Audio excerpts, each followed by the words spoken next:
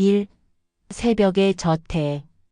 푸른 바다가 끝없이 펼쳐진 부산 해운대. 언덕 위에 서 있는 현대적인 유리 저택이 새벽 햇살을 받아 다이아몬드처럼 반짝였다. 바다에서 불어오는 선선한 바람이 저택의 유리창을 스치며 지나갔다. 저택 안 주방에서는 서정화가 조용히 아침 식사를 준비하고 있었다. 58세의 그녀는 검은 머리에 약간의 백발이 섞여 있었지만 움직임 하나하나에는 여전히 우아함이 배어 있었다. 정돈된 손놀림으로 접시를 놓고 컵을 배치하는 모습에서는 어딘가 다른 세상을 살았던 사람의 흔적이 느껴졌다. 창밖으로 보이는 바다를 바라보며 정화는 잠시 손을 멈췄다. 저 넓은 바다 너머에는 무엇이 있을까? 그녀의 잃어버린 기억들이, 흘러간 시간들이 저 파도와 함께 흘러가고 있는 것은 아닐까? 거실에서는 장도윤이 신문을 펼쳐 놓고 있었다. 65세의 그는 글로벌 IT 기업을 일구어낸 성공한 기업인이었지만 그의 눈빛에는 늘 무언가를 찾고 있는 듯한 그리움이 서려 있었다. 옆에는 아내 한미라가 우아하게 커피를 마시고 있었다. 62세의 그녀는 품격 있는 자태를 유지하고 있었지만 가끔 정화를 바라보는 눈길에는 미묘한 경계심이 스며들어 있었다. 정화 씨, 오늘도 수고 많으세요. 미라의 말에는 정중함과 함께 선을 긋는 듯한 느낌이 있었다. 별 말씀을요. 정원 쪽 장미들이 참 잘 자라고 있어요. 정화가 정중하게 대답했다. 도윤이 신문에서 눈을 떼며 말했다. 정화 씨 손길이 닿으면 꽃들도 더 예뻐지는 것 같아요. 미라가 살짝 찡그렸다. 남편의 이런 말 한마디 한마디가 그녀에게는 작은 가시처럼 느껴졌다. 2. 금지된 방. 점심 무렵 정화는 걸레를 들고 복도를 청소하고 있었다. 긴 복도 끝에는 늘 굳게 잠겨있는 연구실 문이 있었다. 정화는 그 문 앞에서 잠시 걸음을 멈췄다. 문 틈으로 희미하게 무언가가 보였다. 책들 그리고 케이스 같은 것. 저 안엔 뭐가 있을까? 정화는 혼잣말을 중얼거렸다. 저녁 무렵 도윤이 정화를 불렀다. 정화 씨, 내일부터 사흘간 출장을 갑니다. 네, 알겠습니다. 도윤의 표정이 갑자기 진지해졌다. 그런데 연구실 쪽은 절대 들어가지 마세요. 중요한 것들이 있어서. 물론입니다. 걱정 마세요. 정화가 고개를 끄덕였다. 미라가 남편을 바라봤다. 40년 동안 그가 그 방에서 무엇을 하며 시간을 보내는지, 무엇을 찾고 있는지 알고 있었다. 그리고 그것이 자신들의 가정에 어떤 그림자를 드리우고 있는지도. 3. 바람이 불던 밤. 다음 날 저녁 저택은 완전히 고요했다. 정화는 혼자 정원에서 장미에 물을 주고 있었다. 바다에서 불어오는 바람이 점점 세져왔다. 그때였다. 연구실 창문이 바람에 활짝 열렸다. 정화는 복도를 지나다 열린 연구실 문을 발견했다. 문이. 잠시 망설였다. 들어가서는 안 된다고 했지만 창문이 열려 있으니 닫아드려야 하는 것 아닐까. 조심스럽게 방 안으로 들어갔다. 책들이 가득한 서재 같은 공간이었고 컴퓨터와 각종 서류들이 정리되어 있었다. 그런데 벽에 걸린 오래된 흑백 사진들이 눈에 들어왔다. 어린 남매가 함께 찍힌 사진들. 소년의 얼굴에서 지금의 도윤의 모습을 찾을 수 있었다. 그리고 바이올린 케이스. 정화의 심장이 쿵 내려앉았다. 오래된 갈색 가죽 케이스가 책상 위에 놓여 있었다. 마치 자신을 부르는 듯 했다. 손이 저절로 움직였다. 케이스를 열어보니 낡았지만 여전히 아름다운 바이올린이 들어 있었다. 현들이 세월의 흔적을 담고 있었지만 여전히 생명력을 잃지 않은 듯 했다. 이건 정말 40년 전의 기억이 물밀듯이 밀려왔다. 해성보육원의 낡은 연습실. 언니들과 함께 둘러앉아 연주하던 시간들.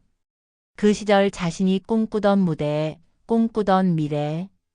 정화는 떨리는 손으로 바이올린을 들어 올렸다. 익숙한 감촉. 마치 오랫동안 잃어버린 친구를 다시 만난 것 같았다. 활을 들었다. 첫 음표가 울렸다. 바흐의 샤콘느. 정화만의 특유한 스타카토가 방 안을 가득 메웠다. 짧고 정확한 음표들이 마치 그녀의 마음을 대변하는 듯 떨리며 울려 퍼졌다. 눈물이 흘러내렸지만 연주는 멈출 수 없었다. 4. 충격적인 발견. 그 시각 택시 안에서 도윤은 급하게 집으로 향하고 있었다. 갑작스럽게 일정이 변경되어 하루 일찍 돌아오게 된 것이었다. 죄송하지만 조금 더 빨리. 도윤이 기사에게 부탁했다. 그때 멀리서 바이올린 소리가 들려왔다. 도윤의 얼굴이 순간 굳었다. 그 연주, 그 특유의 스타카토. 40년 전 기억 속에서만 존재하던 그 소리였다. 이럴 수가. 도윤은 집에 도착하자마자 뛰어 들어갔다. 정화 씨. 연구실 문을 열었을 때 정화는 바이올린을 든 채 얼어붙어 있었다. 두 사람이 마주 보는 순간 시간이 멈춘 것 같았다. 당신, 지금 뭘 하고 있는 거죠? 도윤의 목소리가 떨렸다. 죄송합니다. 문이 열려 있어서. 정화가 당황하며 대답했다. 도윤이 천천히 가까이 다가왔다.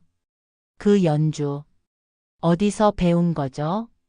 보육원에서. 어릴 때. 도윤의 눈이 커졌다. 보육원? 어느 보육원이죠? 부산. 해성보육원이요. 해성보육원. 도윤이 중얼거렸다.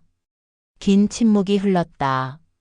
바다에서 불어오는 바람 소리만이 두 사람 사이를 채웠다. 흔들리는 가족. 다음 날 아침 도윤은 초조하게 거실을 걸어 다녔다.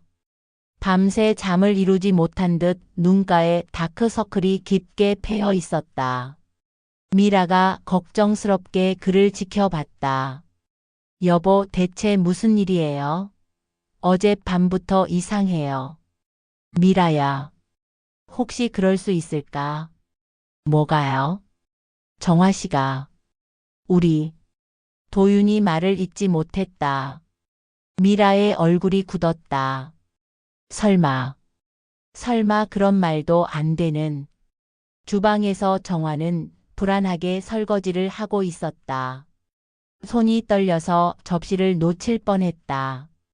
어젯밤 일이 꿈이었으면 좋겠다고 생각했지만 손끝에 남아있는 바이올린의 감촉은 너무나도 생생했다.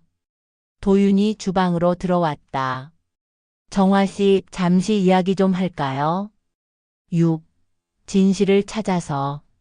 거실에서 도윤과 정화가 마주 앉았다. 미라가 멀리서 지켜봤다. 공기가 무거웠다. 손등의. 그 흉터는 언제부터? 도윤이 떨리는 목소리로 물었다.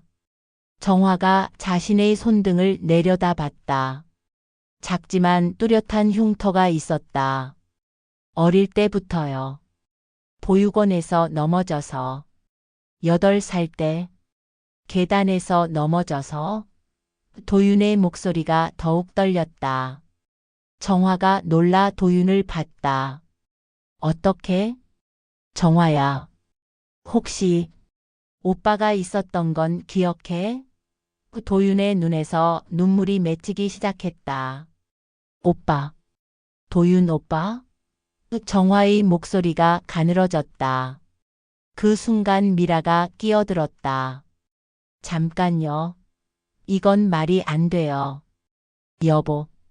도윤이 아내를 말렸다. 40년 만에 갑자기 나타나서 동생이라고요? 유산이 목적 아니에요. 미라의 목소리에 분노가 섞였다. 정화가 상처받은 표정으로 말했다. 저는 그런 게 아니에요. 미라, 그만해. 도윤이 큰 소리를 냈다. 미라의 눈에서 눈물이 흘렀다. 당신이 40년 동안 찾아 헤맨 그 사람 때문에 우리 가족이 얼마나 힘들었는지 알아요? 7. 과학이 증명한 진실. 며칠 후 병원 검사실에서 도윤과 정화는 유전자 검사 결과를 받았다. 의사가 서류를 보며 말했다. 99.8% 확률로 남매가 맞습니다. 도윤의 눈에서 눈물이 펑펑 흘러내렸다. 40년 동안 찾아 헤맨 동생이 바로 눈앞에 있었다. 정화야, 내 동생. 도윤이 떨리는 목소리로 말했다. 정화도 울음을 터뜨렸다. 오빠, 정말 오빠예요. 그날 저녁 저택에서는 조용한 갈등이 벌어지고 있었다. 미라가 혼자 소파에 앉아 있을 때 도윤이 들어왔다. 미라야, 이해해줘. 미라가 차갑게 대답했다. 이제 그 여자가 이 집 주인이 되는 거네요. 그런 게 아니야. 우리는 가족이야. 가족. 40년 동안 나랑 아이들이 가족이 아니었나요? 도윤의 목소리가 단호해졌다. 이 집은 가족의 집이야. 이제 진짜 가족을 맞이할 거야. 8. 바닷가 저택의 연주회. 한 달이 지난 어느 저녁, 저택의 유리홀에는 작은 연주회가 준비되어 있었다. 바다가 내려다 보이는 창가에 악보대가 놓여 있고 몇 개의 의자가 정성스럽게 배치되어 있었다. 정화가 바이올린을 들고 서 있었다. 떨리지만 결연한 표정이었다. 40년 만에 다시 서는 무대였다. 비록 작은 무대였지만 그녀에게는 세상에서 가장 중요한 연주회였다. 도윤이 들어왔다. 뒤따라 미라도 들어왔다. 여전히 어색했지만 완전히 적대적이지는 않은 표정이었다. 준비됐어? 도윤이 정화에게 물었다. 네, 오빠. 정화가 미소를 지었다. 미라가 뒤쪽 의자에 조용히 앉았다. 석양이 바다 위로 지고 있었다. 황금빛 햇살이 유리홀을 가득 메웠다. 정화가 바이올린을 들었다. 첫 음이 울렸다. 바흐의 샤콘느. 정화의 연주가 홀을 채웠다. 특유의 스타카토, 깊은 감정이 담긴 선율. 40년의 공백, 40년의 그리움, 40년의 아픔이 모두 그 속에 녹아 있었다. 도윤의 얼굴에 미소가 번졌다. 어린 시절 누이의 연주를 듣던 그 시절로 돌아간 기분이었다. 미라의 표정도 조금씩 부드러워졌다. 그녀도 모르게 음악에 빠져들고 있었다. 정화의 얼굴에는 눈물이 흐르고 있었지만 그것은 행복한 눈물이었다. 마침내 자신이 있어야 할 곳에 돌아온 기분이었다. 연주가 절정에 이르렀다. 바다 위로 지는 석양과 함께 음악이 하나가 되어 흘러갔다. 9. 새로운 시작. 연주가 끝났다. 잠시 정적이 흘렀다. 도윤이 일어서서 박수를 쳤다. 미라도 조심스럽게 박수를 쳤다. 40년. 정말 긴 시간이었어. 도윤이 일어서며 말했다. 정화가 눈물을 닦으며 대답했다. 이제 집에 온 기분이에요. 미라가 천천히 일어났다. 그녀도 마음의 변화를 느끼고 있었다. 정화 씨. 아니, 정화야. 미라가 어색하게 말했다. 정화가 놀라 미라를 봤다. 앞으로 잘 부탁해. 미라가 작은 미소를 지었다. 정화가 고개를 숙였다. 감사합니다, 언니. 세 사람이 테라스로 나가 바다를 바라보며 서 있었다. 석양이 아름다웠다. 잃어버린 시간은 돌아오지 않는다. 하지만 남은 시간은 우리 것이다. 도윤이 혼잣말처럼 중얼거렸다. 계절이 바뀌어 봄이 왔다. 정화는 저택 정원에서 꽃을 가꾸고 있었다. 바이올린 케이스가 그녀 옆에 자연스럽게 놓여 있었다. 이제 그것은 더 이상 금지된 것이 아니었다. 도윤이 정원으로 나와 다가왔다. 오늘도 연습해? 40년의 공백을 메우려면 아직 멀었어요. 정화가 미소 지으며 대답했다. 천천히 해. 우리에겐 시간이 있어. 미라가 차를 들고 나왔다. 이제 그녀의 얼굴에는 진정한 평화가 깃들어 있었다. 정화야, 차 식기 전에 마셔. 고마워요, 언니. 세 사람이 함께 웃었다. 바다에서 불어오는 바람이 정원의 꽃들을 살랑거렸다. 바닷가 저택에는 이제 진정한 가족의 웃음소리가 울려 퍼지고 있었다. 그리고 매일 저녁 정화의 바이올린 소리가 바다 너머까지 들려갔다. 40년 만에 찾은 집, 40년 만에 되찾은 가족, 40년 만에 다시 울려 퍼지는 음악. 모든 것이 제자리를 찾아가고 있었다.